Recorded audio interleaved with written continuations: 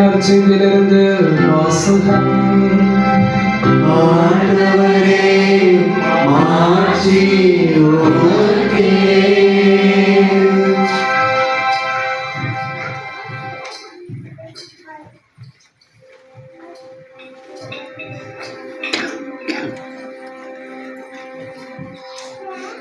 அக்காலத்தில் 11 சீடர்களும் இயேசு தங்களுக்கு படித்தபடியே கலிலியாவில் உள்ள ஒரு மலைக்கு சென்றார்கள். அங்கே அவரை கண்டு பணிந்தார்கள். சிலரோ ஐயமுற்றார்கள்.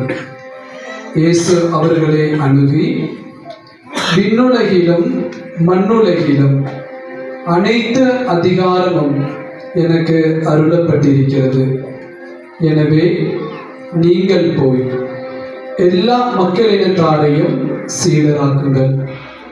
தந்தை, மகன், தூய ஆவியார் பெயரால் திருமுழுக்கு கொடுங்கள். நான் உங்களுக்கு கட்டளையிட்ட யாவையும் அவர்களும் கடைபிடிக்கும்படி கற்பியுங்கள். இதோ உலகம் முடியும் வரை என்னாலும் நான் உங்களோடு இருக்கின்றேன் என்று கூறினார். இது கிறிஸ்துவின் நற்செய்தி. கிறிஸ்துவே